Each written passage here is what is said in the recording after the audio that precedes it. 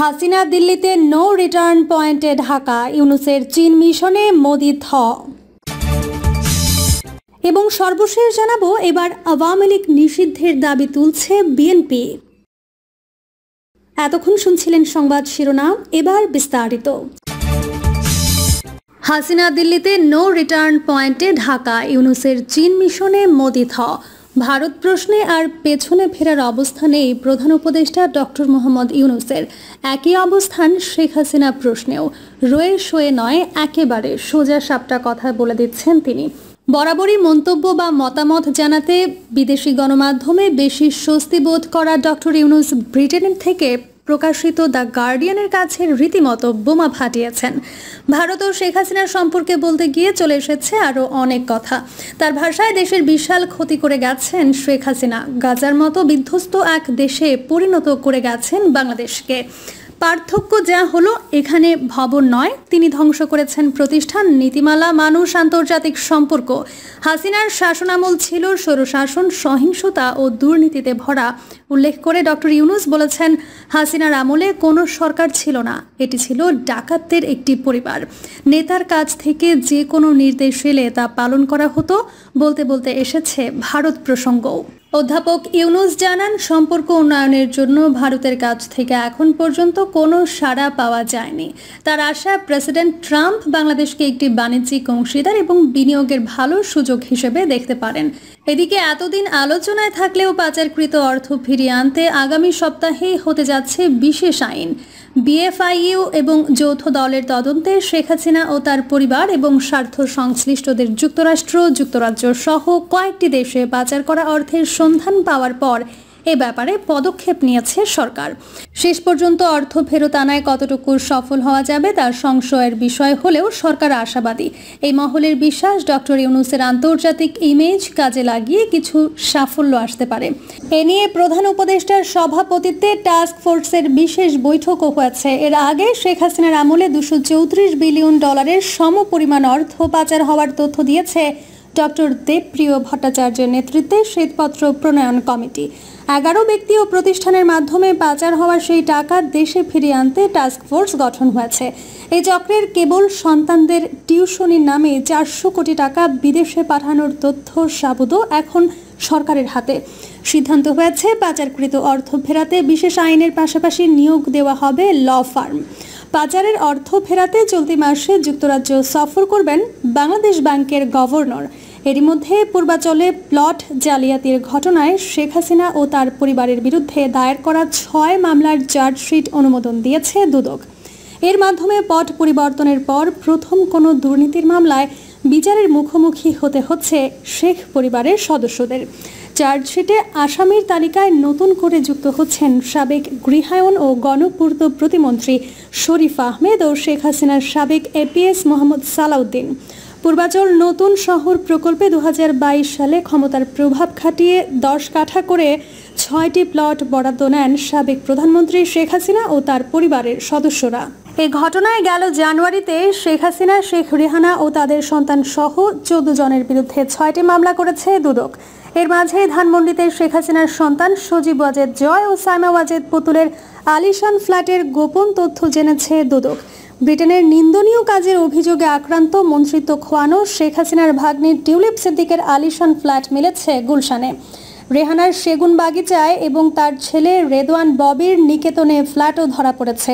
তারা গোপনে এইসব সম্পদ বিক্রির আয়োজন করছিলেন। দুদক সেখানে বাধা হয়ে দাঁড়িয়েছে, যা ইউনূসের মন্তব্যকে আরও যৌক্তিক ও প্রাসঙ্গিক করে দিয়েছে। অন্যদিকে শেখ হাসিনাকে আশ্রয় দেওয়ার পরও ভারতের সঙ্গে একটি দ্বিপাক্ষিক সম্পর্কের বিষয়ে ইউনূসের উদারপন্থায় ছেদ পড়তে যাচ্ছে। ভারত নিষ্ক্রিয় না হয়ে উপরন্তু একের পর এক নানা ষড়যন্ত্র অব্যাহত রাখায় তাকে পয়েন্ট অব নো রিটার্নের চূড়ান্ত সিদ্ধান্তে যেতে হচ্ছে। গাঁথুনি গাড়ছেন চীনের সঙ্গে। চীনের প্রেসিডেন্ট শি জিনপিংয়ের পাঠানো বিশেষ বিমানে তিনি চীন সফরে যাবেন। তিস্তা প্রকল্পের কাজও চলে যাচ্ছে চীনের হাতে। চীনের কুনমিংয়ে বাংলাদেশি রোগীদের জন্য দোভাষী সহ আলাদা কয়েকটি হাসপাতাল প্রস্তুত করা হয়েছে। ডক্টর মঈন খানের নেতৃত্বে যাওয়া এক ঝাঁক বাংলাদেশি রাজনীতিককে কুনমিংয়ের সেই হাসপাতালগুলো দেখিয়েছে চীনা কর্তৃপক্ষ। সাম্প্রতিক এই ব্যাক টু ব্যাক ঘটনাগুলো ভারতকে রীতিমতো নতুন উদ্বেগ ও দুর্ভাবনায় ফেলে দিয়েছে। ভারতের সেনাপ্রধান উপেন্দ্র দ্বিবেদী এই উদ্বেগ ধরে রাখতে পারেনি। বাংলাদেশ, পাকিস্তান ও চীনের যোগসাজশে ভারতে অঘটনের শঙ্কার কথা জানিয়ে দিয়েছেন। প্রতিবেশী কোনো দেশের সঙ্গে ভারতের সম্পর্ক ভালো নেই।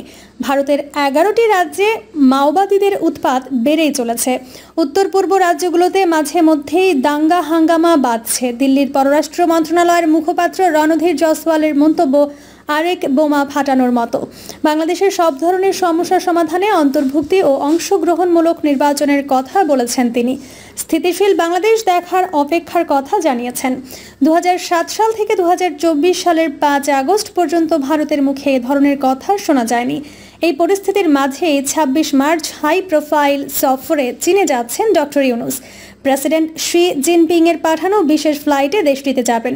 সফরের সময় সংক্ষিপ্ত হওয়ায় হাইনানে বাও ফোরামে যোগ দিয়ে চীনা প্রেসিডেন্টের পাঠানো বিশেষ ফ্লাইটে একই দিন শি জিনপিং এর সঙ্গে বৈঠক করবেন ইউনূস। এর আগে ভারতকে ঝাঁকুনি দিয়ে রেখেছে যুক্তরাষ্ট্র। দেশটির প্রধানমন্ত্রী নরেন্দ্র মোদীকে সাক্ষাৎ দেওয়ার 24 ঘন্টার মধ্যেই ভারতীয় অভিবাসীদের দেশে ফেরত পাঠিয়েছে হাতকড়া ও ডান্ডা বেড়ি পরিয়ে। ভারতকে বিশ্বের শীর্ষ সন্ত্রাসী রাষ্ট্র ঘোষণা করে রেখেছে কানাডা। ভারত বিরোধী একটি শক্তিশালী বলয় তৈরি করতে চীনের বন্ধু রাষ্ট্রগুলোকে সামরিক ও এয়ারফোর্সের জন্য লজিস্টিক সাপোর্ট জোরদার করেছে। ভারতের ঘুম হারাম করার আরেক কারণ তুরস্কের ড্রোন। এবার আওয়ামী লীগ নিষিদ্ধের দাবি তুলছে বিএনপি। জাতীয় নাগরিক পার্টির দক্ষিণাঞ্চলের সংগঠক হাসনাত আবদুল্লাহ বৃহস্পতিবার রাতে এক ফেসবুক পোস্টের মাধ্যমে দাবি করেছেন, কয়েকজন নেতাকে সামনে রেখে ক্ষমতাচ্যুত আওয়ামী লীগকে পুনর্বাসন করার চেষ্টা চলছে।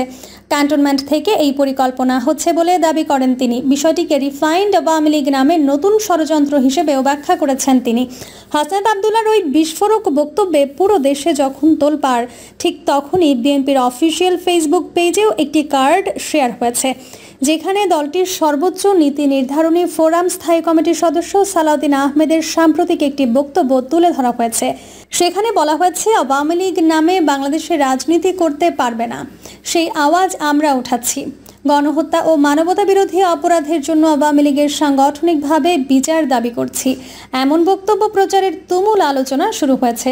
অনেকেই বলছেন, তাহলে দলীয়ভাবে বিএনপি কি আওয়ামী লীগ নিষিদ্ধের দাবি তুলতে যাচ্ছে? অনেকে এও বলছেন, সালাউদ্দিন আহমেদের ওই বক্তব্যটি ছিল ব্যক্তিগত, কিন্তু এখন সেই বক্তব্য বিএনপির অফিসিয়াল ফেসবুক পেজে নতুন করে দেওয়ার অর্থ এটি এখন দলীয় বক্তব্য। তবে এই বিষয়ে জানতে চাইলে বিএনপির ভাইস চেয়ারম্যান শামসুজ্জামান দুদু রূপালী বাংলাদেশকে বলেন, ফেসবুকের পোস্ট দেওয়ার বিষয়টি দেখে আমাদের মিডিয়া সেল, তারাই বিষয়টি বলতে পারবেন।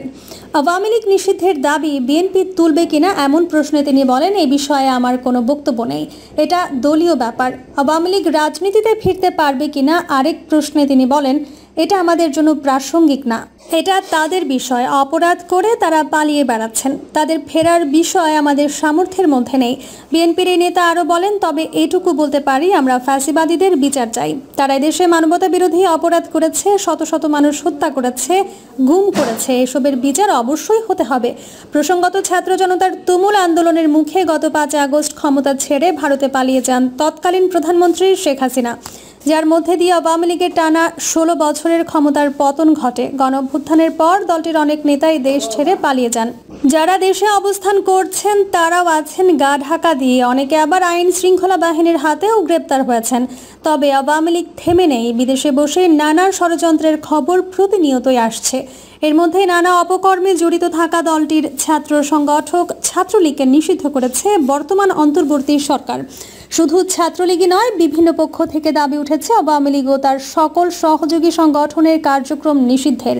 সরকার পতনের আন্দোলনে নেতৃত্ব দেওয়া ছাত্রদের রাজনৈতিক দল জাতীয় নাগরিক পার্টির আহ্বায়ক নাহিদ ইসলামও বিভিন্ন সময় আওয়ামী লীগ নিষিদ্ধের দাবি তুলেছেন। একই সুরে বাংলাদেশ জামায়াতে ইসলামের বক্তব্য আসছে, কিন্তু নিষিদ্ধের ব্যাপারে বিএনপির অবস্থান এখনও অস্পষ্ট রেখেছে। যদিও দলটি কোনো রাজনৈতিক দল নিষিদ্ধের পক্ষে নয় বলেও বিভিন্ন সময় বলেছেন দলের মহাসচিব মির্জা ফখরুল ইসলাম আলমগীর। তবে বিএনপির অফিসিয়াল ফেসবুক পেজে দায়িত্বশীল নেতার বক্তব্য দিয়ে কার্ড শেয়ারে দলটির অবস্থান নিয়ে নতুনভাবে ডালপালা মেলেছে। এদিকে বিকল্প নেতৃত্ব নিয়ে আওয়ামী লীগ ফিরলে তাতে বিএনপির আপত্তি না থাকার কথা বলেছেন দলটির কেউ কেউ। আওয়ামী লীগ নিষিদ্ধের দাবি প্রসঙ্গে রুহুল কবির রিজভী বলেন, গণহত্যা ও লুটপাটের সঙ্গে জড়িত নন এমন কারোর নেতৃত্বে আওয়ামী লীগের রাজনীতিতে কোনো বাধা নেই। প্রিয় দর্শক, এই ছিল এখনকার সর্বশেষ সংবাদ। আপডেট সব সংবাদ পেতে চ্যানেলটি সাবস্ক্রাইব করে বেল আইকনটি ক্লিক করে রাখুন।